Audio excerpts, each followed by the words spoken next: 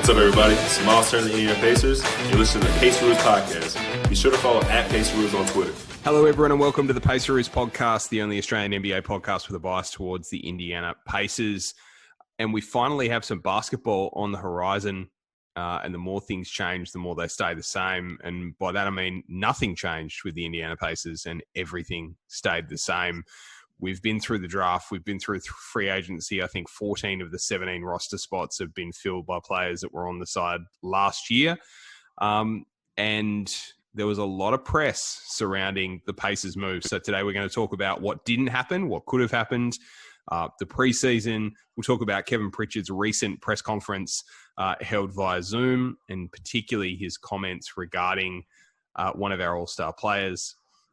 And we'll look forward to the next season, the 2020-21 season. We didn't really know when it was going to start, but it's ramped up super quickly, Justin, and basketball is almost back.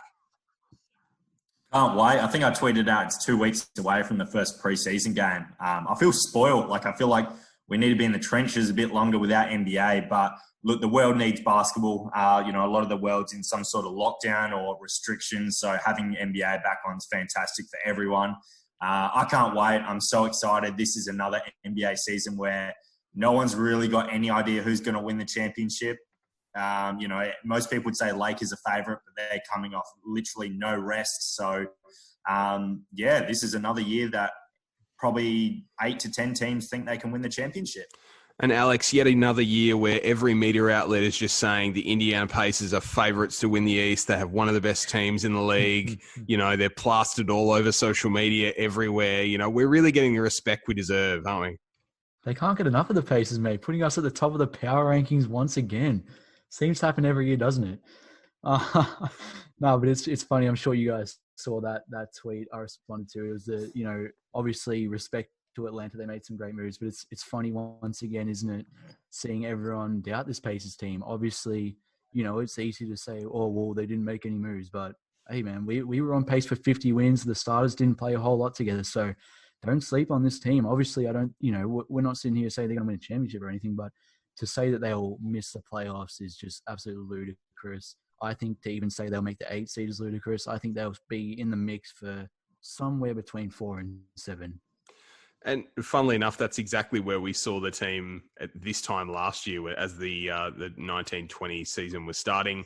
And we exceeded expectations in terms of seeding. We finished with the 4th seed. And it doesn't seem to matter what seed the Pacers finish with and how much continuity they have. Justin, it's just same old for a small market team. There's no respect there. There's a lot of reports obviously going around regarding free agency, which we'll get to in a second, and star players wanting to leave and talking to other players. But at its core, this roster's exactly the same. And I know that you were as big a advocate as any that this season was actually the one that this roster was built for. Definitely. Yeah, definitely. I mean, shout out to you two as well. You both said we wouldn't make any off-season moves where I said we would. So I'll put my hand up and said, I was dead wrong because they didn't make a move. I thought they would after firing Nate McMillan. But look, it sounds like they were pretty active in trying to make a deal. But you two were correct because you both said they wouldn't make any moves. So I'm interested to hear, KP talk about Nate Bjorkgren and saying, let's not try and, every win's necessary. Like put all our eggs in one basket for a road win in Cleveland, and let's go at a slower, gradual pace for the year. So I'm really interested to see what that means. Does it mean we get a lower seed, or we're not burnt out come playoff time, so we don't get swept? I think you're playing with fire a bit, but it's going to be interesting. I tell you what it means, boys. Goga. It means Goga time. That's exactly what it means. It means development. Nate McMillan, we heard reports 2 seasons ago that Nate favoured veteran players and that there were younger players that were frustrated with the lack of opportunity that they got. We then saw last year we drafted a centre just outside the lottery, I think the 18th or 19th pick in the draft. And that centre didn't really ever look like he was going to get into the groove of the NBA season. But we saw a lack of, desire to play the younger players. I mean, Aaron Holiday it took him, the better part of a year to earn minutes in that first season, and he was called upon the second season. You really had to earn your stripes with Nate McMillan, and respect that approach. But I think with the new generation, particularly where you invest a first round pick in a player, you really need to know whether that player is part of your future or not. I'm really excited to see Goga. I'll be honest, I'm way higher than him on him than just about anyone else is. I think he could be a really viable backup big man in the league. I think he's got all the skill to be able to do that, particularly with the way the game's played in the modern sense. He can rebound, he can block shots, he can hit shots from outside. I'm excited that potentially Nate Bjorkgren can actually unlock his potential, make him feel more comfortable and more confident in his skin as an NBA player. And I've got really high hopes for Goga heading into this season. He's had a season of NBA basketball under his belt. He's made his mistakes.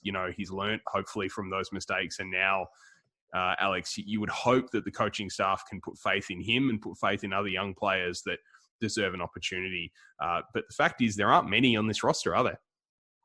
No, not anymore. Well, today, we lost Alizé to the Raptors. Obviously, TJ going out to Oklahoma. So shout out to them. But you're right. Nate McMillan, those were the reports, wasn't it? I remember it was rumored that Aaron Holiday was the one upset with, little playing time in his rookie season. And I think he had every right to be. I think it's one thing to play. You want to win every game. We understand that. But I think it got to a point where he was playing his starters, 3 minutes left in the game and we were up by 20 points and the starting lineup was still in. So I think that's where those frustrations come in. And guys like Goga are going to get more opportunity. I'm looking forward to Cassius getting opportunity this season, hopefully getting some minutes. Even Jalen coming in from Phoenix. So we've still got a good group of young guys who I think can give you some production. Edmund, hopefully as we see more minutes from him. He struggled to get on the court during the playoffs. So, all these young guys, hopefully we can see him out there. Even a guy like Brian Bowen, who was just offered another two-way contract. And we saw him in the NBL for the Sydney Kings 2 years ago. We saw him in, I guess, blowouts last season. I think he was only in 2 or 3 games. But just see what you've got. I mean, what's the harm in allowing a guy the opportunity to be able to make use of some minutes late in a game that's out of the question, that it is either you're up huge or you're down huge potentially. The reason those minutes exist is to showcase those sorts of players. And I'm not sure that was necessarily done enough in the last couple of seasons. So I think we've got a really, really good opportunity to do that, as well as, try some things. I think what we found in the playoffs 2 years in a row, we were swept. The other team knew what was coming and knew how to counteract it. There were no other looks that we could throw. No adjustments. There were no adjustments whatsoever. Well documented our struggles against the press, against teams like Toronto and those sorts of situations. So I'm looking for a lot more creativity coming out of the coaching staff this season. And I'm looking for a lot more, fluidity of the lineups. We've spoken about our troubles defending those great all-star forwards in the East. I'm looking for a player like TJ Warren to play a lot more minutes at power forward with one of the two big men, and that's been something that's been discussed. And that's obviously always the issue with playing the two big men. One of them has to suffer if you want to go smaller. So I'm going to see a lot more of that, or I hope to see a lot more of that this season, not to the detriment of either one of those big guys, but just to throw another look out there and make some adjustments based on the opposition, because I think you have to play kind of based on matchups. Justin, question without notice, what are you sort of looking at, or what would excite you about the way that the Pacers approach basketball this season? I think it all comes down to the coach. I think all Pacer Nation's pretty excited to see what the new coach has in store. I personally think KP can't talk about patience and seeing where this team goes after this season. You know what we've got after this season, and there's no excuses. Even if someone gets injured, there's no bad luck. This is the team you've built for a few years. There's no going back now. So, like you mentioned, Adam, I'm excited about Goga as well. But the development of Goga then brings on questions about Turner and Sabonis. There's going to be a lot of questions answered this year. with who plays well. And I think it's good not having a set rotation. Nate McMillan actually did pretty good at it. He used to ride the hot hands in the fourth quarter. That's something I always liked about him. Whether it's Holiday or TJ McConnell or, Justin Holiday or McDermott, whoever was playing well would be on the court to finish the game. I'm really excited to see that. And I'm excited to see how he staggers minutes. Does Turner and Sabonis play a lot of the game together, or are they staggered where it's basically Warren at the 4 majority of the game while Sabonis is on the court? And look, it's a really good segue into the reports that I guess happened over the course of the last 7 days, particularly with free agency kicking off. It was obviously really strong mail that the Pacers and Gordon Hayward had a lot of mutual interest. We spoke about it quite a lot on the podcast. We're not going to spend the next half an hour gloating about how happy we are that it didn't happen, but we are all happy that it didn't happen. But 2 players got mentioned in the deal, the proposed deal that was potentially going to bring Gordon Hayward to the Indiana Pacers, and those 2 players were Doug McDermott and Miles Turner. I think Doug, Miles, and a first is the report going around that Danny Ainge turned down. And from the bottom of my heart, I would like to take this opportunity to thank. It is a season of thanks. It's Thanksgiving this week. I am so thankful for Danny Ainge. I'm so thankful for his ridiculous negotiation tactics where he lost yet another all-star player and got nothing in return. Thank you so much, Danny Ainge. Alex, are you thankful for Danny Ainge right now? You already know I am, mate. 100%. He's the one man I'm thankful for around the world right now, because honestly, I think it's laughable that we would even have to give up a first round pick in that deal, yet alone him pushing for, I think it was TJ Warren. Like, are you kidding me, man? Come on, dude. Like, I don't think a single general manager in the league, the worst run teams, I don't even think the Kings or the Suns would accept something like that. So, it's just, it's unbelievable. My big thing is, Gordon Hayward said he wanted to come home to Indiana. So Pacers deal with players wanting to leave and go to a specific market all the time. And it's always, their market value is shot. Like Oladipo, like literally Oladipo right now. Like Oladipo right now. So it's like, why for the Pacers when a player actually first time nearly ever says, I want to be a Pacer, that the GM of the team's like, oh, no, we want a first round pick. We want Miles Turner. We want TJ Warren. It's like, what? You've lost your leverage. He said he wants to come to Indiana. Like, I just don't understand where Danny Ainge was getting off. I have no idea. And like you guys said, he's lost him for nothing.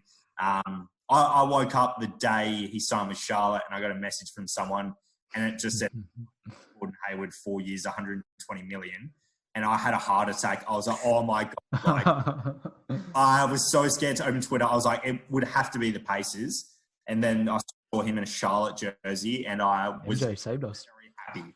Does this make up for Game 7, 1998, Justin, in your mind? Did MJ just do us a solid right now? Oh, well, I mean, that's hard. I was thinking being Gordon, like, if you get a call from Michael Jordan saying, we want you, it's pretty hard to turn that down, definitely with the money he's offering.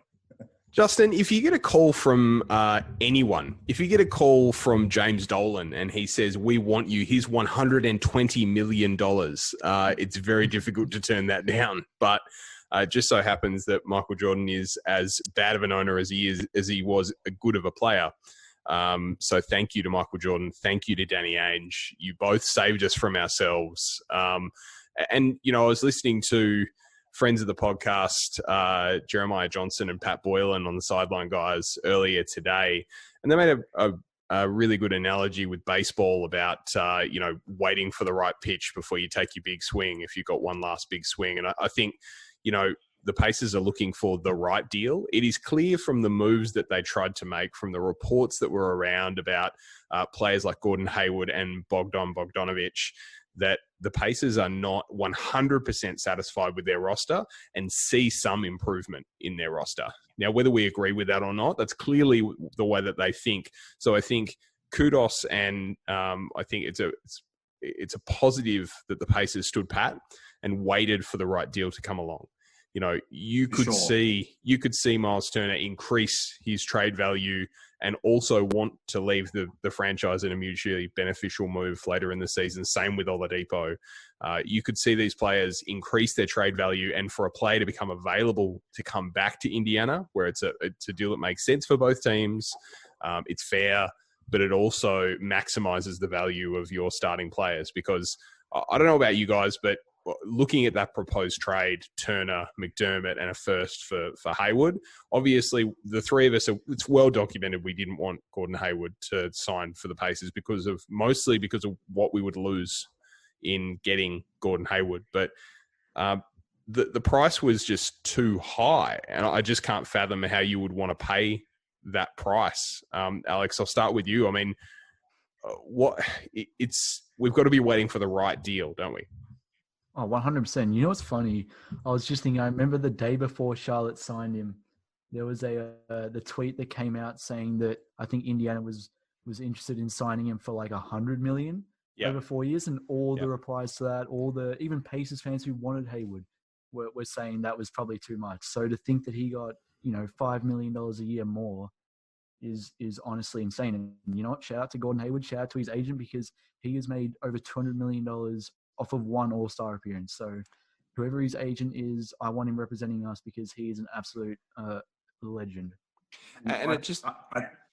I was just I think you make a really good point, Adam, and I wanted to bring that up. In some GMs, although I think KP offered too much for Hayward, some GMs would have just done the deal.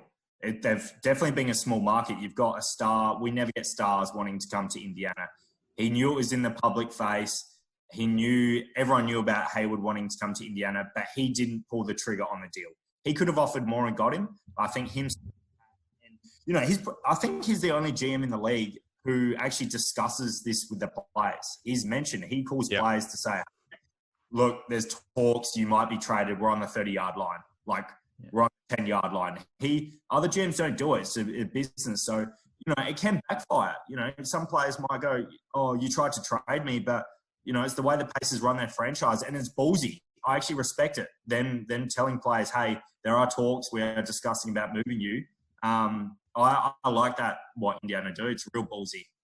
Yeah, it's there's a certain degree of social capital that comes along with it, and you hope that helps you in free agency, negotiations, etc. But I think the other point I wanted to make when it comes to the contract that Gordon Hayward got, and it's something that I think you brought up, Alex, during the week, and that is that the front office of the Pacers deserves a great deal of credit for the contracts that they've been able to sign over the last couple of years, particularly the extensions of Domas and Miles. I mean, you're looking at, I think Miles is making $17 million this year. Domas is making $19.8. You have a look at some of the contracts that have been signed over the last couple of years, and players with similar production, maybe slightly better production, are getting, $5-10 million a year more than Miles and Domas. And I think it's a credit to the Pacers that there is not, at the moment, you can look up and down that roster, there is not one bad contract on that roster. There is not one untradeable contract on that roster. And leading into the trade period, we've still got another 2 years to pay him $2 million a year, don't we? But I mean, I think it just opens up the possibilities and means that if there is a move to be made and you agree that there's a move you need to make, that you can actually make that move with very little pain coming back the other way, Alex. You don't have to pay to get rid of a contract, for example, do you? No, the Pacers have done a great job. And I think we were talking to, was it JJ or Scott that we were talking to this about? I remember earlier in the year. But, like you said, I think the comparison that I made was Joe Harris, who, Sabonis was an all-star this year. Joe Harris was a three-point contest champion, and he got about the same money. So, you look around the league, like you said, and there's contracts that I just go, what the hell is going on here, Plumlee to the Pistons. What is that? I don't know why they're handing out so much money. So, yeah, like you said, the Pacers have done an amazing job. Warren's on, like 11 million or something insane like that. Brogdon, even on, he's the highest paid Pacer. Yep. And what's he on? Like 21 or 22? I think that's amazing. 21, 22, so, yeah. Exactly. So the Pacers have done an amazing job. And I want to put this to you guys, because I think the only stain that could be left on this free agency for the Pacers is if Oladipo leaves in, 12 months' time for absolutely nothing, do we look back and say, wow, they made, a terrible decision, or do we move him at the deadline? I'm curious to what you guys think is going to happen. Look, I think there's been a lot of reports about Oladipo's renewed relationship with new coach Nate Bjorkgren, and it's well known that Bjorkgren is a player's coach. He's a engaging person. He's a positive person. Victor has been known as an engaging and positive person at his best, and it looks like on paper that their philosophies would probably align pretty closely. So, I'm trying to take obviously all of our conversations previously about Victor's future out of it and just look at it on its merits. You've got two guys that really want to focus on positivity and really want to focus on the people and making sure that the environment is as strong as it could possibly be. So, look, from my perspective, there's every chance that Victor Oladipo and Nate Bjorkgren form a bond that results in Oladipo wanting to extend his stay in Indiana. That's a possibility. Is it a distinct possibility? Does it have, is it over a 50% chance? I don't think so. I think it's a remote possibility because I think we've all been pretty clear on the fact that we believe if Victor doesn't get the offer that he wants elsewhere and the Pacers are willing to pay him the most amount of money, then he will stay. However, if he's able to get an offer elsewhere that's comparable, even if it's a little less, I think he's going to go. Justin, am I talking sense? Yeah, you are. Like, I hate to be blunt, but my personal opinion is it's all BS. And that's, you look at the timeline of this, he's got no other teams chasing him or wanting him. Everyone wants to see if he's going to be healthy. And now it's, he's built a great relationship with the new head coach, Nate Bjorkgren. I'm sorry, he's not staying in Indiana for Nate Bjorkgren, a first-time coach. This isn't Phil Jackson or Greg Popovich, who maybe that relationship could fix it. It's a first-time coach. And yeah, maybe they have built a good relationship. Maybe they have got along, but he's not staying in Indiana for a first-time coach. It's honestly just, saving public face for the fans. I got to be real. I still think he's gone. Which is disappointing. And this circus is just going to keep going. It's going to keep going. And we've dealt with it for the last, 6 months? Us three have been talking about it. And now it's going to go until we all think maybe the trade deadline at the earliest. If not, we'll probably lose him for nothing. I cannot see, if he's still a Pacer after the trade deadline, I am going to be extremely worried, and so should all of Pacer Nation, no matter how he's playing throughout the year. Yeah, I think at the moment we're pretty aligned on the fact that you've got to move him before the deadline because it's highly likely you're going to lose him for nothing. And this roster doesn't have the financial flexibility to lose a guy like Victor Oladipo for nothing. Even if it is a return less than what you would have liked, if it's something that you can hold on to past this season, that's a positive. It's a contract that's tradable. If there's a pick involved from a team that's going to make the playoffs, even if it's a lower first-round pick, it's something. You've got your own first-round pick next year. You potentially get a low one for Victor Oladipo if you trade him to a contender. You've got 2 picks plus a contract. Maybe you can make a move to get someone, 80% of Oladipo, 75% of Oladipo. Who knows? But I just want to touch on one thing I glossed over with Hayward. We're not stupid. We know why Gordon Hayward was on the agenda for the Pacers, and we're not, saying that we don't agree that he would be a good acquisition from the standpoint of ticket sales, from the standpoint of someone on the billboard in Indianapolis. Indiana is a college basketball state. People that play for Indiana colleges are revered and beloved in Indiana. We would get it from a business standpoint, but me personally, I would get it from a business standpoint, but I would not get it from a basketball standpoint. And Victor Oladipo is very much the same from now on. We get it from a business standpoint, keeping him. He's an all-star. He's a big name now. He was on The Masked Singer. He's got, cachet with the casual fan. But, Alex, from a basketball standpoint, it just doesn't seem to make sense now and long-term to keep him on the roster, does it?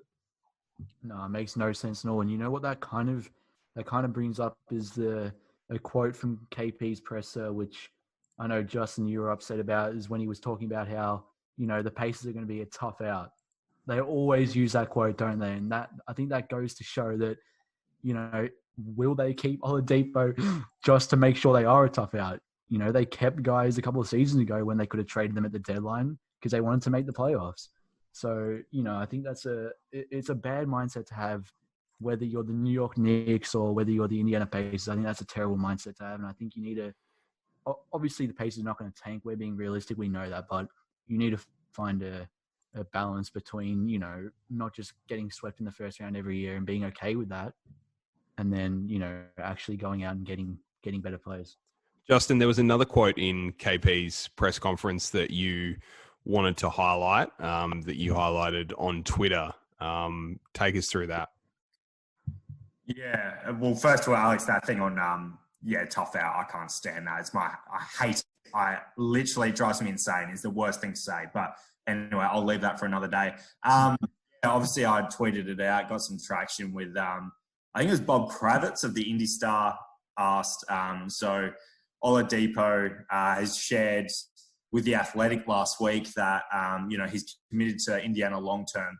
Has he shared that sentiment with you? And he didn't even finish his question, and KP cut him off and said no. So, and I could tell watching, KP was very calm the whole kind of press conference. And then 20 minutes in, the Oladipo question got brought up, and he got fired up.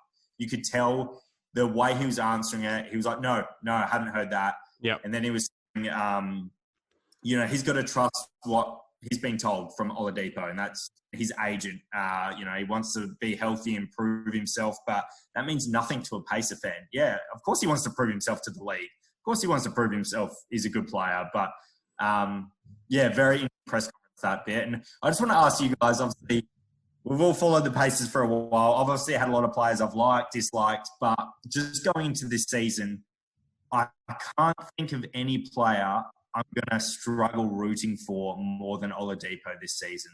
Where are you guys on that? I'm 100% the same. 100%. Yeah.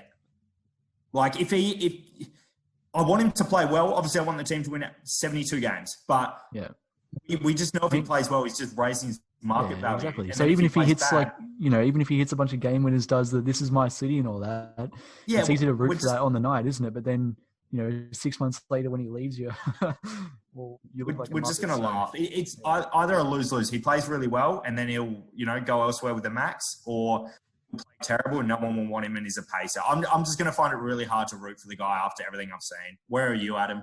Look, I think the moves that have been made for this roster over the last couple of years give me faith that the team will make the right decision if the time comes to make that decision. So I'm choosing to have faith in KP in the front office to be able to move Oladipo regardless of his value before the deadline, and regardless of how many game winners he hits, and regardless of how much he's averaging, et cetera, et cetera. I think you have to be realistic and think that there's just no way to salvage this relationship long term between player and franchise. It's pretty clear, despite what's been said, in interviews and et cetera, it's pretty clear that relationship is fractured for any one of a number of reasons that I'm sure will come out eventually. But, I'm going to root for this team, of course. I'm going to find it difficult to, if Oladipo is doing the "this is my city," I'm going to find that really hard to swallow, just because I don't think it is anymore. And I think the only thing that I would say, we've got a series where we've just embarked on about challenges for players this coming season.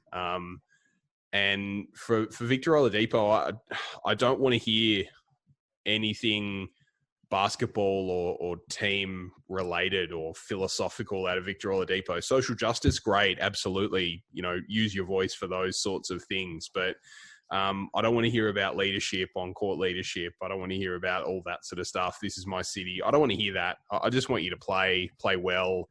If you've got a social justice message, that's, absolutely what I want to hear out of you. Don't get me wrong. But from a, I'm the leader of this team perspective, I don't want to hear any of that language, Justin. Yeah, I agree. I mean, if Cassius Stanley's listening, if you want to be a fan favourite, if you hit a big shot, do "This Is My City," because the fans would absolutely love you if you did that in your first season. He already seems to be a bit of a fan favourite the way he's being on social media, which is awesome. But yeah, I agree. We've mentioned it. We talked about this all last year. Who's the leader of this team? Who do the opposition coaches pinpoint and go, we've got to stop that guy? You know, we've mentioned Sabonis maybe. They're two different things. They're two different things in my mind. The leader of this team is Malcolm Brogdon. The guy that you have to stop is Sabonis. Yeah. That's the difference. I could see us answering that as TJ Warren later on in the year, honestly. I hope so. I mean, with greatest respect to Sabonis, if we're answering that question about TJ Warren, that means we've got 2 All-Stars on our team. And I want I want 2 All-Stars that are not named Victor Oladipo on this team, because regardless of what we trade Victor Oladipo for later in the season, I want to be left with 2 All-Stars. Because that's the way you win in the East. You need at least 2 All-Stars to be successful. Very true. Yeah, it's gonna be interesting. But Alex, I'm sure you're happy. You got to give a shout out to Miles Turner. He's still on the team. Your boy. Happy with it. We get to keep the intro, mate, without having to become a Celtics podcast. So that's right. And we love it. For the amount of tweets you've got throughout the year and all the hate we maybe get with about Turner, I think it's good he's still on the team. And yeah, I'm sure you're very happy, Alex. So that's great to see. Well, you're his key source, Alex. So, so I hear down the grapevine, he tells you everything. So, yeah, he just leaks all his info to me, mate. Sorry. Just keep leaking it to the Paceroos podcast. That's what we want. Tongue in cheek. We don't get anything, guys. We're in Australia. Last note, we've only got a couple of minutes left of the show, but we have a preseason schedule that comes out. We're playing Cleveland twice and the 76ers once. So first game on December 12th and the 14th and the 18th ahead of the 22nd being the start of the NBA season. So we've basically got 2 weeks left with no Pacers basketball. And from then on, we will be spoiled with a 72-game season plus 3 preseason games. Alex, I'll start with you. What's the next hype video, mate? It might be a Jalen one, mate. I don't even know how to say his last name, but it might be him. I don't know. Or it'll be a season trailer. Yeah, season trailer. Gonna have to get on YouTube for pronunciation, I think, for a lot of different players. Yeah, I don't want to butcher his name on the podcast, man. No, fair enough. Fair enough. Everyone knows who you mean. There's only one Jalen on the Pacers right now. And Justin, I think the key is that we need to see effort out of this team. We need to see it run. We need to see a different complexion of the offense. Are you excited to see what the offense brings this coming season? Is that the thing you're most excited about? Yeah, I think it's going to be great. I think we're just seeing a different offense ran compared to Nate McMillan's going to be great. It sounds like we're going to be more high scoring, more threes. He's mentioned Turner's going to shoot more threes a game. So I really hope our defense doesn't lack.